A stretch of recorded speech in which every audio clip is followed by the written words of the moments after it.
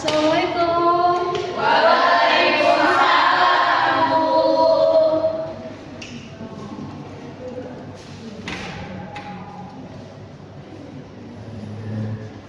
Selamat siang semuanya. Siang, Bu. Gimana kabar anak semua? Baik. Sehat semua ya? Iya. Sebelum kita mulai pembelajaran hari ini, mungkin ketua kelas atau anak kelas bisa memimpin doa terlebih dahulu. Bapak?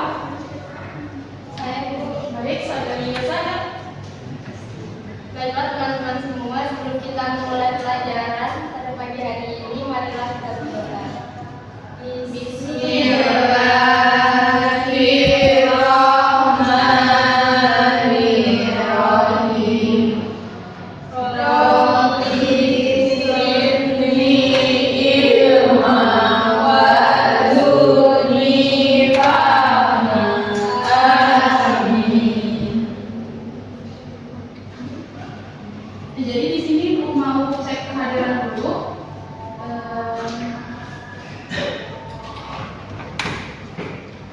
Suci Amelia, adik Bu Yose, adik Bu Gemasya, adik Bu Amel, adik Bu Laura, adik Bu Mas Ayu, Data, adik Bu Alia, adik Bu Dia, Tama, Wahid.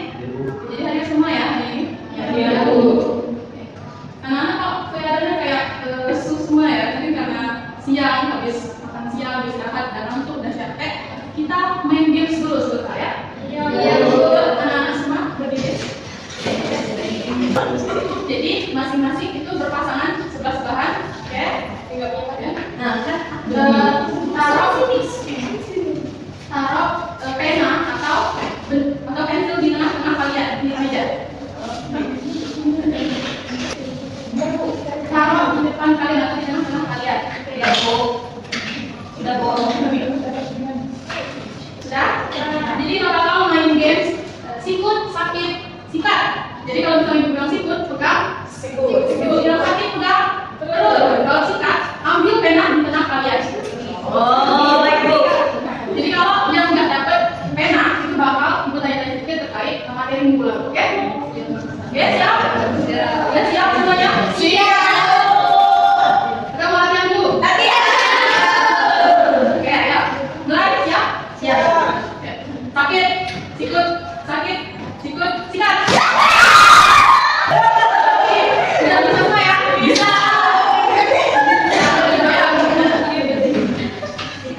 Oke, siap? Kita mulai gamesnya biar semangat lagi. Sakit, sakit, sikut, sikut, sakit, sikut, sikat. Oke. Sudah? Nah, di sini aku mau tanya-tanya sedikit terkait materi minggu lalu mengenai istilah-istilah Pancasila beserta lambangnya. Anak-anak semua masih ingat tentang istilah-istilah Pancasila beserta lambangnya? Iya. Jadi untuk Yose itu sila pertama lambangnya apa? Cinta, Bu. Bunyinya? Tuhan Yang Maha Esa. Amel? Sila kedua? Kemanusiaan yang adil dan beradab. Ya, benar ya. Mas Ayu, sila ketiga?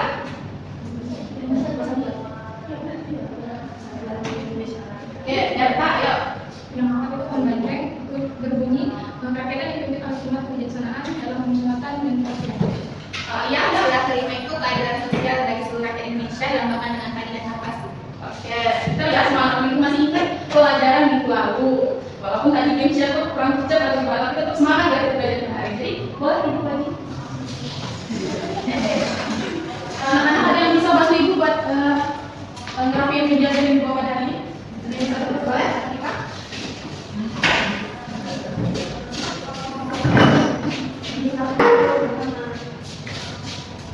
Jadi anak-anak semua, kita hari ini akan belajar mengenai analisis Pancasila dalam praktik penyelenggaraan pemerintahan negara.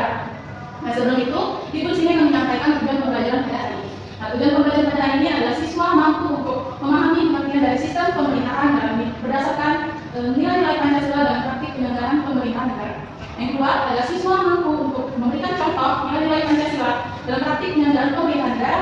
Dan yang terakhir adalah siswa mampu untuk menganalisis contoh pelanggaran sila-sila Pancasila dalam praktik penyelenggaraan pemerintahan negara. Oke. Baik, di sini ibu ada media pembelajaran. Sebelum ibu lanjut ke materi pada hari ini, ibu mau tanya mengenai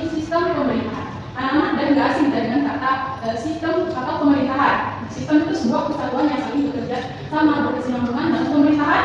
Itu ada yang tahu pemerintahan itu apa dalamnya? Ada presiden dan wakil presiden, DPR, dan lain sebagainya. Tapi kalau sistem pemerintahan, ada yang tahu apa itu sistem pemerintahan?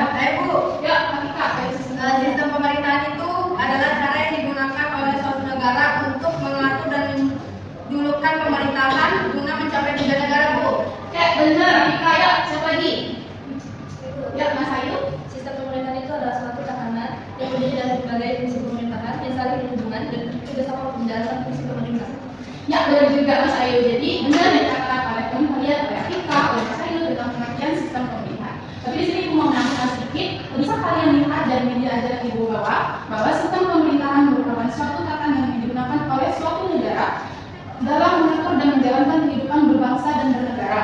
Sistem pemerintahan yang bertujuan untuk mencapai tujuan negara dan kesejahteraan masyarakat. Nah, di sini ada dua pendapat ahli yang mendefinisikan mengenai sistem pemerintahan. Ada sistem pemerintahan menurut Hamites Tatami bahwa sistem pemerintahan adalah sistem kerja pemerintahan yang dilakukan oleh presiden dalam hubungannya dengan sistem kerja fungsi lembaga tinggi negara. Oke. Selanjutnya di sini Ibu mau membahas mengenai sistem pembagian kekuasaan di Indonesia. Nah, sistem pembagian kekuasaan di Indonesia ini itu Indonesia merupakan negara republik dengan sistem pemerintahan presidensial. Artinya suatu negara itu dipimpin oleh seorang presiden, namun bukan berarti bahwa presiden tersebut itu memegang kekuasaan tunggal di Indonesia. Nah, di Indonesia itu juga dikenal dengan metode pembagian kekuasaan atau trias politika. Nah, ada dua pendapat ahli di sini bisa kalian lihat di media di bawah. Itu ada pendapat ahli menurut John Locke. Nah, John Locke di sini mengatakan bahwa pembagian kekuasaan itu terbagi menjadi tiga. Ada kekuasaan eksekutif, legislatif, dan federatif. Nah, eksekutif di sini itu berperan untuk membuat undang-undang. Legislatif di sini berperan untuk membuat undang-undang. Eksekutif di sini menurut John Locke di sini itu berperan untuk melaksanakan undang-undang dan mengadili ketika terjadi pelanggaran. Yang ketiga adalah kekuasaan federatif. Nah, kekuasaan federatif di sini adalah kekuasaan untuk melaksanakan hubungan luar negeri. Selanjutnya itu ada pembagian kekuasaan menurut Montesquieu. Montesquieu di sini membagi kekuasaan menjadi tiga, dan kekuasaan eksekutif, legislatif, dan yudikatif. Nah, legislatif di sini menurut John Locke adalah berwenang untuk membuat undang-undang. Sementara eksekutif di sini untuk melaksanakan undang-undang. Yudikatif di sini berperan untuk mengadili ketika terjadinya pelanggaran terhadap undang-undang. Anak-anak di sini mau tanya, di Indonesia dari kedua pendapat ahli di sini itu apakah menganut pembagian kekuasaan berdasarkan pendapat ahli Montesquieu atau John Locke? Ada yang bisa bantu jawab? Baik, Beta. Jadi teori John Locke dan Indonesia mengenai pembagian kekuasaan berdasarkan Montesquieu. Di Indonesia pembagian kekuasaan itu terdiri dari merupakan yaitu legislatif, pembuat undang-undang, DPR, MPR, DPD. Yang kedua yaitu eksekutif, melaksanakan undang-undang, yaitu presiden, wakil presiden, dan kementerian. Dan yang ketiga yudikatif, yaitu mengawasi dan mengadili, yaitu MK, MA, dan KID. Oke, keren jadi Putri. Tangan dulu dong Beta dengan dijawab. Jadi benar ya, Indonesia itu mengatur pembagian kekuasaan menurut pendapat Montesquieu. Itu mau tanya lagi. Dari kita kan ada pembagian kekuasaan. Kenapa di Indonesia sendiri itu harus ada pembagian kekuasaan? Bisa kasih jawab? Kenapa harus ada pembagian kekuasaan? Baik, Amel. Karena untuk mencegah penyalahgunaan wewenang dan memastikan pemerintahan berjalan secara adil, transparan, dan demokrasi. Ya, Amel benar. Jadi benar ya, Pak, di Indonesia itu kalau nggak ada pembagian kekuasaan itu akan terjadi kesewenang-wenangan. Misalnya nih, presiden itu kan masuk ke dalam lembaga atau kekuasaan eksekutif, yaitu melaksanakan undang-undang. Jika presiden juga berwenang membuat, kemudian melaksanakan, kemudian mengadili, maka akan timbul kesewenang-wenangan oleh presiden itu. Jadi itulah alasan kenapa di Indonesia itu harus ada yang namanya itu pembagian kekuasaan. Oke, anak-anak sebenarnya ada yang mau tanya sebelum lanjut ke materi?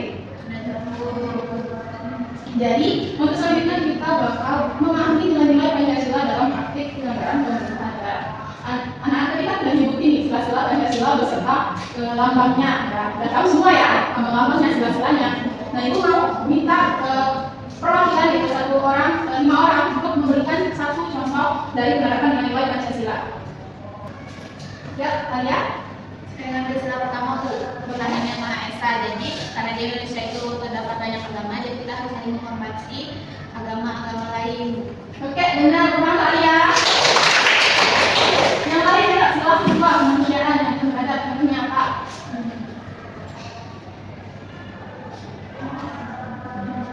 Ayo, Cici, boleh? Pancasila yang kedua, kemanusiaan yang adil beradab. Contohnya kalau di rumah itu menghormati orang tua dan saudara. Ya, betul juga. Jadi bagaimana kita? Sila 3. Ya, bisa sila 3. Ya, Laura. Sila ketiga, persatuan Indonesia. Contohnya itu mengutamakan kepentingan bangsa di atas kepentingan pribadi dan kelompok. Oke, benar ya, boleh. Sila keempat. Oke, itu boleh. Sila keempat contohnya mengutamakan musyawarah terus mengambil keputusan. Benar ya, sila kelima. Nah, Ibu, Mafika boleh. saya ngambil contoh dari sila kelima yaitu bersikap adil kepada semua orang. Oke, nah itu sudah pintar-pintar ya, dan jawab aktif semua gitu. Oke, terus selanjutnya, sebelum ibu lanjut ke kegiatan selanjutnya, ibu mau ada yang mau tanya dulu? Sudah cukup. Jadi untuk kegiatan selanjutnya di sini ibu mau kalian untuk berdiskusi dengan membentuk kelompok. Jadi kita ada 10 ya, ada 10. Jadi ibu mau bentuk 1 kelompok itu terdiri dari 2 orang bersebelahan, ini kelompok 1, kelompok 2, kelompok 3, kelompok 4 dan kelompok 5. Jadi di sini ibu ada soal diskusi sama teknik media ada di bawah. Jadi nanti masing-masing perwakilan kelompok maju ke depan buat mengambil soal diskusi di depan. Boleh mulai dari kelompok 1.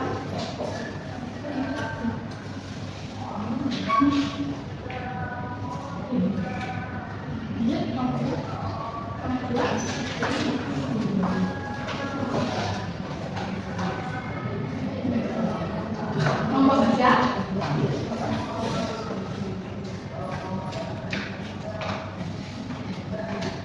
Kelompok 4.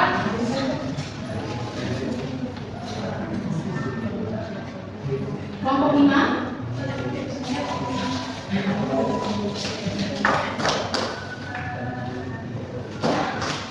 Oke, jadi di situ ada kasus ya, ada kasus, ada pertanyaan. Nah kalian analisis dulu kasus tersebut berdasarkan ada soal di bawahnya itu termasuk dalam sila pertama, kedua, atau ketiga, dan menjawab lagi soal itu.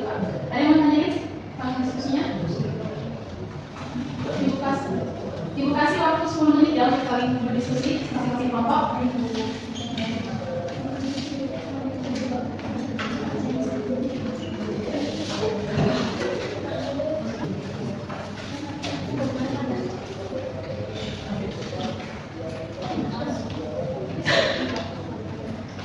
Kelompok 1 ada kesulitan, ada yang kurang jelas kelompok ini. Kelompok 2 yang kurang jelas, kelompok 3, kelompok 4, kelompok 5, jelas sampai mana?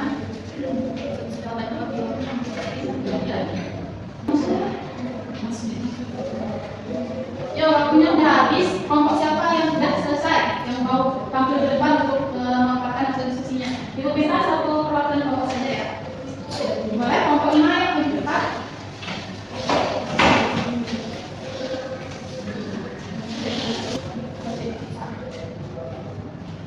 Baiklah, yang sudah selesaikan diskusi kami, tanyanya termasuk jenis pelanggaran keberapakah kasus tersebut dan jelaskan. Termasuk pelanggaran sila pertama itu karena ajaran yang diajarkan oleh Lia Eden dianggap menodai agama yang telah diakui di Indonesia. Penyebaran ajaran yang bertentangan dengan keyakinan masyarakat dapat menimbulkan keresahan. Pertanyaan juga akan dijawab oleh Lia. Soalnya menurut Anda bagaimana upaya yang seharusnya dilakukan untuk menyelesaikan pelanggaran dari nilai sila Pancasila tersebut? Upaya yang dapat dilakukan itu yang pertama menegakkan hukum yang tegas, kedua pengawasan terhadap ajaran agama yang dianggap menyesatkan, ketiga sosialisasi nilai-nilai Pancasila dan pemahaman agama. Baik, itu dari diskusi kami kasih tanya jawab. Silakan untuk anggota kelompok lain untuk menanyakan kepada kami. Boleh Amel? Bagaimana pandangan kalian terhadap kebebasan beragama dan batasannya dalam negara yang dianggap menyimpang? Baik, terima kasih Amel. Izinkan kami untuk menjawab. Jadi jawabannya itu kebebasan beragama adalah hak yang individu, tetapi tidak boleh disalahgunakan untuk menimbulkan keresahan atau menodai ajaran agama lain. Dalam kasus agama yang menyimpang, batasannya ada pada norma hukum dan sosial yang berlaku. Pemerintah berhak mengawasi dan menindak anjuran yang berpotensi kerusakan, namun harus adil dan tidak melanggar hak asasi manusia. Apakah bisa diterima?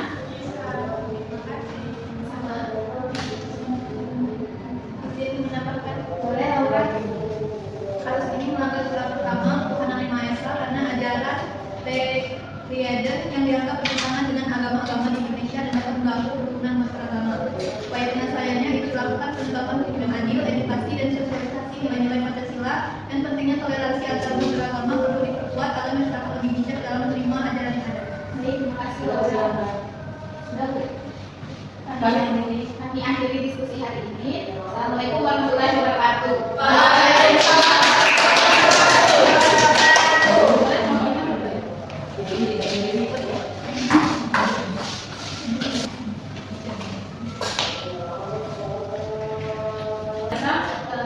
Hari ini cukup satu perwakilan kelompok dulu. Untuk kelompok-kelompok yang lain, nanti siapa sekretaris di sini?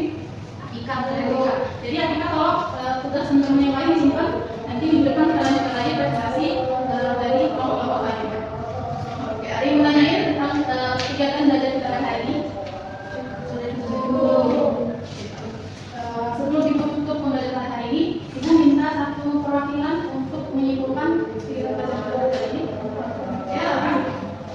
Kesimpulannya yaitu sistem pemerintahan adalah suatu tantangan yang digunakan oleh presiden atau lembaga pemerintahan untuk mencapai tujuan pemerintahan. Pembagian kekuasaan Indonesia dibagi menjadi eksekutif, legislatif, dan yudikatif. Terima kasih Laura. Tepuk tangan untuk Laura. Oke, selesai juga pembelajaran kita pada hari ini. Tercapai nggak tujuan pembelajaran kita hari ini? Anak-anak udah tahu, udah paham belum tentang sistem pemerintahan Indonesia? Udah mampu untuk memberikan contoh dari nilai Pancasila dan praktik pengadaran pemerintahan negara? Bisa. Udah mampu untuk menganalisis pelanggaran nilai Pancasila dalam pemerintahan? Mampu.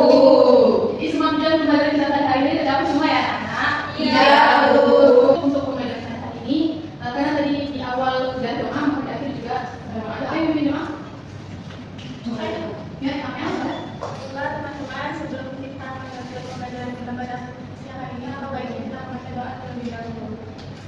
Bismillahirrahmanirrahim. Wal asri innal insana lafil khusri illa alladziina aamanu wa amilus sholihati wa tawasaw bil haqq wa tawasaw bis sabr. Shadaqallahul azim. Baiklah anak-anak, sekian pembelajaran kita pada hari ini. Terima kasih sudah berpartisipasi aktif dalam pembelajaran hari ini. Sehat semuanya, berani aktif, berani jawab, kalian pintar-pintar semua. Dan semoga minggu depan dan minggu seterusnya dan nanti tetap aktif, tetap hebat kayak gini lagi ya. Amin. Amin. Jadi Ibu rasa udah cukup untuk pembelajaran kita hari ini. Sampai jumpa minggu depan. Ibu akhiri, wassalamualaikum warahmatullahi wabarakatuh. Waalaikumsalam warahmatullahi wabarakatuh.